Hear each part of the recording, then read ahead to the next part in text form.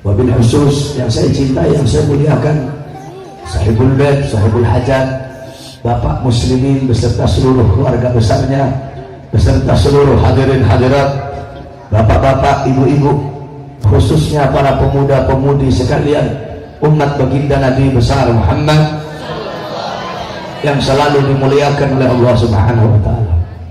Saudara-saudara, sebelumnya saya mohon maaf tidak bisa lama karena malam hari ini saya ada 5 tempat. Ini tempat yang ketiga, masih ada 2 tempat lagi, walaupun sedikit insya Allah bermanfaat. Saudara-saudara, pada malam hari ini ada 2 hamba Allah Subhanahu wa ta'ala. Hamba yang pertama adalah hamba-hamba yang dimana pada malam hari ini mereka keluar dari rumahnya, mereka keluar untuk meramaikan tahun baru Masehi. Mereka mengotori mulut-mulut yang bersyahadat dengan meniupkan trompet, bertasyabuh menyerupai orang-orang Yahudi. Saudara-saudara sekalian yang dimuliakan oleh Allah, hamba yang kedua adalah hamba yang dimana di saat mereka lalai, di saat mereka bermaksiat, di saat mereka berbuat dosa, di saat mereka mabok-mabokan, di saat mereka narkoba, di saat mereka berzina, di saat mereka melacur, di saat mereka berbuat dosa kepada Allah, berbuat mungkarat, dalalat, sayyiat, mukhalafat, hamba yang kedua ini mereka kembali kepada Allah Subhanahu wa ta'ala. Di saat hamba-hamba yang lain di luar sana mereka mengotori mulut-mulut mereka dengan meniupkan trompet, hamba-hamba yang kedua ini mereka membasahi mulut-mulut dan lidah-lidahnya dengan berzikir dan bersalawat kepada baginda Nabi besar Muhammad sallallahu alaihi wasallam. Hamba-hamba yang pertama adalah hamba-hamba yang tersesat, hamba-hamba yang kedua adalah hamba-hamba yang mendapatkan petunjuk dari Allah. Mudah-mudahan Allah jadikan kita hamba-hamba yang kedua yang selalu mendapatkan petunjuk dari Allah Subhanahu wa ta'ala. Amin amin rabbal alamin. Saudara-saudara, coba engkau lihat, setiap malam tahun baru Masehi, tahun baru kita 1 Muharram, bukan 1 Januari. Saudara-saudara, 1 Januari adalah tahun baru orang-orang Nasrani. Coba engkau lihat, yang paling banyak merayakan tahun baru Masehi, yang paling banyak keluar ke jalan, yang paling banyak meniupkan trompet, yang paling banyak bakar petasan, bukan orang Nasrani, bukan orang Yahudi, bukan orang Buddha, bukan orang Hindu, tetapi abnaul muslimin, putra-putri Islam, anak-anak Islam, wanita-wanita Islam, pemuda-pemuda Islam, pemudi-pemudi Islam yang paling banyak merayakan tahun baru Masehi. Saudara-saudara, kenapa hal ini bisa terjadi? Kenapa hal ini bisa berlaku? Karena ketidakpahaman mereka akan Islam. Saudara-saudara sekalian yang dimuliakan oleh Allah, doa Rasul, man tasyabbaha biqaumin fahuwa minhum. Barang siapa yang mengikuti suatu kaum, barang siapa yang menyerupai suatu kaum, maka dia sama dengan kaum tersebut. Engkau menyerupai orang Yahudi dalam ibadahmu, dalam pola pikirmu, dalam perbuatanmu, dalam ucapanmu, dalam tutur katamu, dalam berpakaianmu, engkau mengikuti mereka, engkau termasuk dari golongan mereka. Almar'u ma'aman ahad, seseorang kelak di akhirat bersama orang yang dia cintai. Muhibbal kaum yalhaq bil jamaah, pecinta suatu kaum akan berkumpul bersama orang yang dia cintai. Engkau cinta budaya Nasrani, engkau cinta budaya Yahudi, engkau cinta budaya orang-orang kafir, engkau berpakaian, engkau cinta pakaian mereka, engkau cinta perilaku mereka, engkau cinta perbuatan mereka. Kelak di akhirat Allah kumpulkan engkau bersama mereka. Memang betul yang disabdakan oleh Nabi Muhammad, doa Rasul, la tattabi'unna sanana aw sunana alladziina min qablikum shibran bi shibrin wa dhira'an bi dhira'in hatta law dakhalu fi juhrin dab lattaba'tumuhum. Qulna ya Rasulullah al-yahud wa nasara, qala faman. Kata Nabi, sungguh nanti umatku akan mengikuti golongan-golongan sebelum mereka, sejengkal demi sejengkal, selangkah demi selangkah mereka ikuti golongan-golongan sebelum mereka, sekalipun golongan sebelum mereka masuk dalam lubang dob. Ibu-ibu tahu dob? Tidak tahu. Dob itu binatang sejenis biawak, cuma bukan biawak, tapi dia mirip kayak biawak. Kalau biawak itu haram dimakan, kalau dob itu hukumnya halal. Tapi dia sama persis kayak biawak, cuma lebih kecil dari biawak. Kalau dob Kalau biawak warnanya hitam, kalau dhab itu warnanya putih kekuning-kuningan. Kalau biawak itu badannya mulus, kalau dhab itu ekornya ada duri-durinya. Kalau biawak makannya bangkai tikus, binatang. Kalau dhab dia makan tumbuh-tumbuhan dan buah-buahan. Sehingga dhab hukumnya halal, kalau biawak hukumnya haram. Sebab banyak orang salah paham. Bahkan dari kalangan ustaz, banyak ustaz kiai mereka kira dhab itu biawak. Dhab itu bukan biawak. Waral itu baru biawak. Waral. Kalau dhab itu dia binatang kayak biawak tapi bukan biawak. Al-Imam An-Nawawi berkata, kenapa Rasulullah mengumpamakan seperti lubang dhab? Kata Imam Nawawi, karena dhab itu lubangnya sempit. Dhab kalau bikin lubang itu sempit, kemudian lubangnya berliku-liku. Kemudian sahabat bertanya, ya Rasulullah, apakah yang diikuti adalah golongan Yahudi, golongan Nasrani? Kata Rasulullah, faman, siapa lagi kalau bukan mereka? Anak-anak muda kita mengikuti orang-orang Yahudi, mengikuti orang-orang Nasrani. Makanya Nabi bilang, selisihilah orang Yahudi, selisihilah orang Nasrani, selisihilah orang-orang Majusi. Maksudnya apa? Jangan sama dengan mereka, jangan menyerupai mereka, jangan mengikuti mereka. Nabi Muhammad pernah nanya kepada orang Yahudi, wahai orang Yahudi, kenapa kalian berpuasa pada tanggal 10 Muharram? Kata orang Yahudi, ya Rasulullah, kami berpuasa pada tanggal 10 Muharram untuk bersyukur kepada Allah atas selamatnya Musa dari kejaran Fir'aun. Apa kata Rasul? Nahnu ahaqqu bi Musa minkum, kami lebih berhak atas Musa daripada kalian. Nabi pun memerintahkan para sahabat untuk berpuasa pada tanggal 10 Muharram agar tidak menyerupai, agar tidak mengikuti orang-orang Yahudi. Apa kata Rasul? Kalau aku hidup sampai tahun depan, aku akan berpuasa pada hari Tasu'ah, aku akan berpuasa pada hari 9 dan 10 Muharram. Agar apa? Agar tidak sama dengan orang-orang Yahudi. Kalau orang Yahudi puasanya 10 Muharram, kata Nabi, aku kalau hidup sampai tahun depan akan berpuasa pada tanggal 9 dan 10. Jadi dibedain satu hari, lebih satu hari. Agar apa? Agar tidak sama dengan orang-orang Yahudi. Nabi menyelisihi orang-orang Yahudi. Itu yang pertama. Yang kedua, orang-orang Yahudi, mereka kalau istrinya lagi haid, mereka tidak mau makan bareng dengan istrinya. Mereka tidak mau menyentuh istrinya.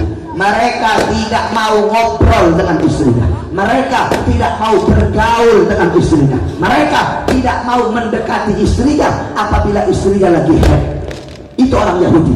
Akhirnya para sahabat nanya kepada Rasulullah, ya Rasulullah, bagaimana kalau istri kami lagi haid? Apa yang harus kami lakukan? Apakah kami harus seperti orang Yahudi, tidak mengajak bicara, tidak makan bersama? Apa kata Rasul? Kalau istri kalian haid, ajak mereka bicara, ajak mereka makan, tidur bersama mereka, bergaul dengan mereka. Apapun kalian lakukan, kecuali jima, kecuali berhubungan badan dengan mereka. Rasulullah menyelisihi orang-orang Yahudi. Kalau orang Yahudi istrinya haid nggak diajak bicara, kata Rasul sama sahabat, istri kalian haid, ajak mereka bicara, ajak mereka, dekati mereka, makan bersama, kecuali bersetubuh dengan mereka. Itu yang kedua.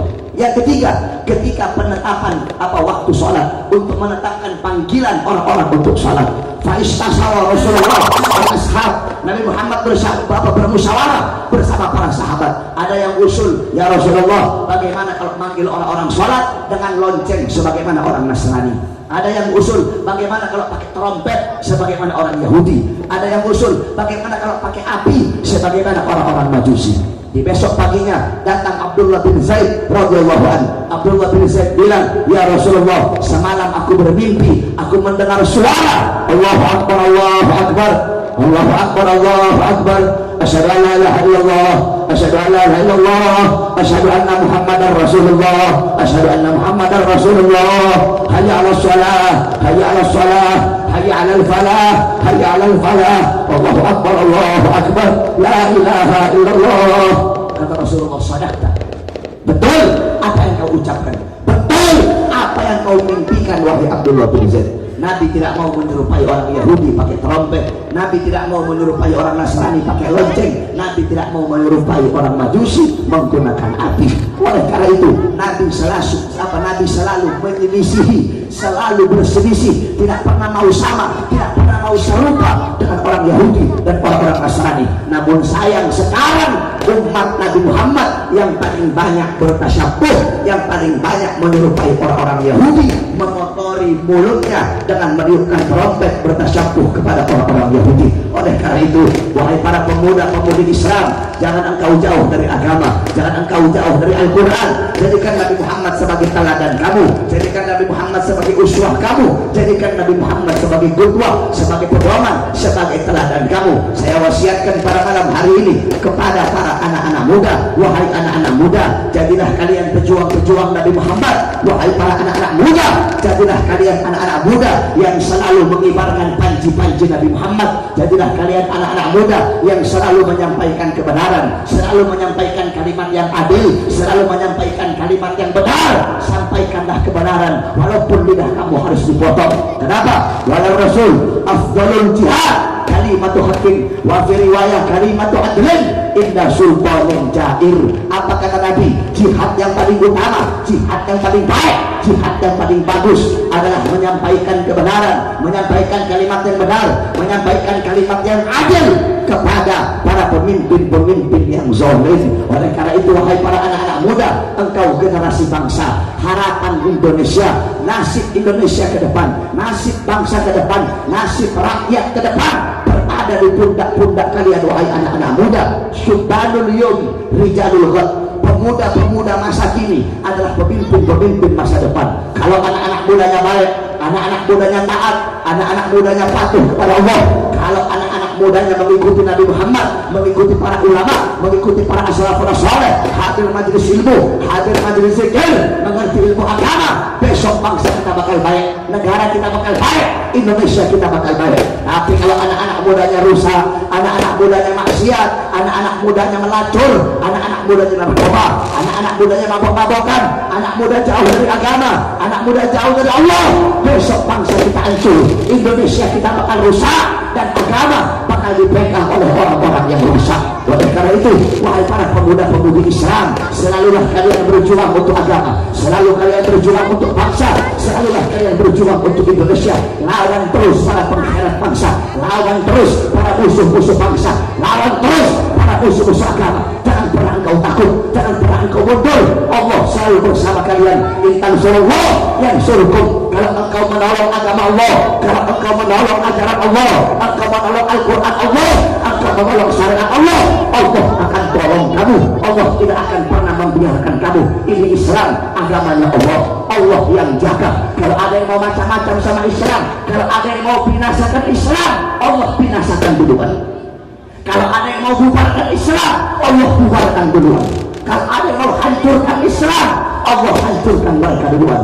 Allah hancurkan mereka, Allah binasakan mereka, Allah bubarkan mereka melalui tangan-tangan kalian, para anak-anak muda Islam. Oleh karena itu, jangan pernah kau berhenti berjuang, terus kau berjuang. Jangan pernah engkau takut, engkau bersama Allah, Allah pasti berikan kemenangan. Itu janji Allah. Saudara-saudara, walaupun kita lemah, walaupun kita tak berdaya, walaupun kita tidak punya apa-apa, jangan kamu takut. Kenapa? Ada satu cerita saya ceritakan kepada kamu.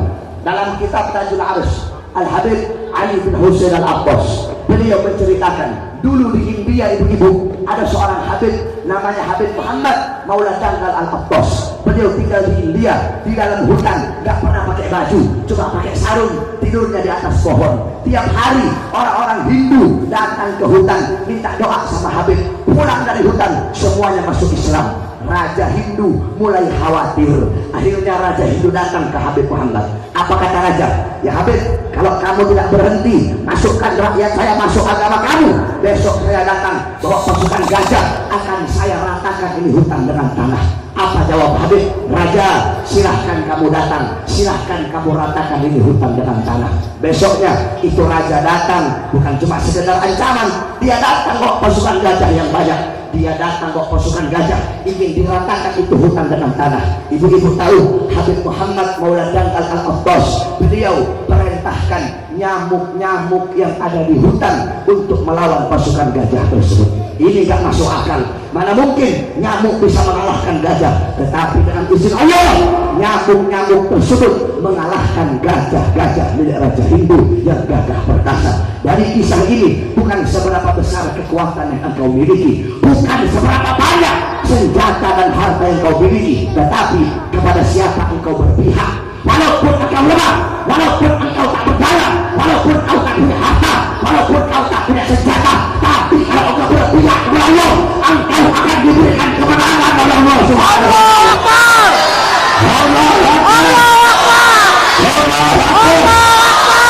Oleh karena itu jangan pernah engkau takut. Orang-orang yang ingin Indonesia hancur, orang-orang yang ingin merusak Indonesia, mereka punya segala-galanya. Mereka bisa beli semua perangkat negara, polisi dibeli, hakim dibeli, jaksa dibeli, DPR dibeli, partai-partai politik dibeli, semua bisa mereka beli. Tetapi mereka lupa bahwasanya di Indonesia masih ada anak-anak muda Indonesia, masih banyak bangsa Indonesia, masih banyak pemuda-pemuda Islam. Kami para pemuda-pemuda Islam, kami para santri-santri dan beliau-beliau para ulama yang istiqomah tidak akan pernah bisa dibeli sampai hari kiamat. Yang hak akan kami sampaikan hak, yang batil akan kami sampaikan batil. Oleh karena itu jangan pernah engkau takut. Walaupun mereka punya segala-galanya, mereka punya harta, mereka punya pangkat, mereka punya jabatan, mereka punya kekuasaan, mereka punya senjata, mereka punya orang-orang yang menyokong mereka, yang membantu perjuangan mereka, yang mengeluarkan uang yang banyak untuk membantu mereka menghancurkan Indonesia, menjual Indonesia, merampok harta rakyat. Jangan pernah engkau takut, wahai para pemuda-pemudi Indonesia. Kenapa? Walaupun mereka punya uang, mereka punya senjata, mereka punya harta, punya segala-galanya, walaupun dia tidak punya uang, tidak punya harta, tidak punya pangkat, tetapi kita punya Allah yang maha segala-galanya. Allahu Akbar, Allahu Akbar, Allahu Akbar, Allahu Akbar. Semua pemuda-pemudi Islam siap berjuang untuk agama, siap berjuang untuk bangsa, siap hancur demi Indonesia, siap binasa demi rakyat, siap binasa demi bangsa Indonesia. Allahu Akbar, Allahu Akbar, Allahu Akbar. Mudah-mudahan Allah berikan kemenangan kepada umat Islam, Allah makmurkan bangsa Indonesia, Allah hidayakan rakyat Indonesia. Amin amin ya rabbal alamin. Rabbi fanfa'il barakatihim wa aqim bihurmatihim wa amin fi daribatihim wa ma'afati minal fitani wa sallallahu alaihi wasallam Muhammad wa ala alihi wa sahbihi wa barik wa sallam. Alhamdulillah rabbil alamin. Wal afu minkum. Wassalamu alaikum warahmatullahi wabarakatuh.